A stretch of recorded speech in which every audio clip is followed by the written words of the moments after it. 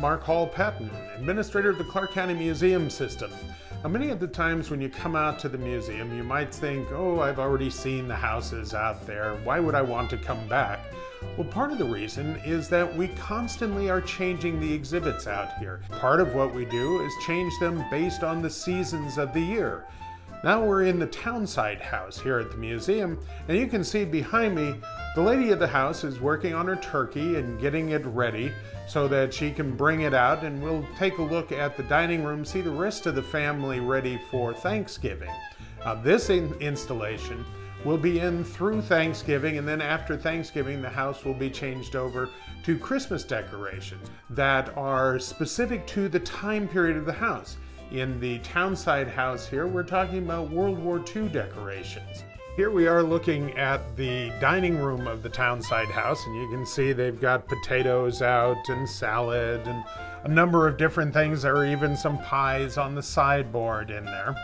But I do have to tell you, these are not real food. These are recreations of food that we do here at the museum in order to show how people would have lived, how they would have used the house, but it really wouldn't work having real food sitting out for months at a time. We were just in the townside house here behind me. Now we're going to walk across the street and take a look at the Beckley house. The Beckley house dates from 1912, so the holiday decorations are a little different here. A different holiday now. We have our Christmas tree out. One of the interesting things here is we're talking about 1912 to about 1920. At this point, you didn't have outside lights, so there's no electric lights on the building. And on the tree itself, you can see we have candles. Now, a lot of times we think of the early days when you had candles on trees and they would light the candles every night and you'd be able to see them. That's not what happened. In fact, when you would put candles on trees, normally it wasn't until Christmas Eve evening that you would take everybody out of the room, Dad would light all the candles, and you would have a bucket of water and a bucket of sand sitting next to the tree just in case. Then everybody would come in and see the lights and admire it, maybe leave it on for a couple of minutes, and then you'd blow them all out.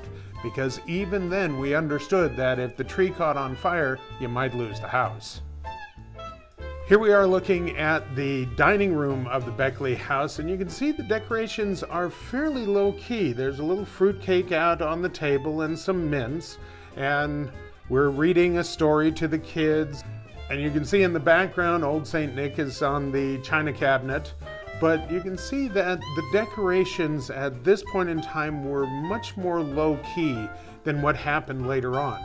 Now, when you come out to the museum, you will find that each of the houses are decorated to the time period of the house.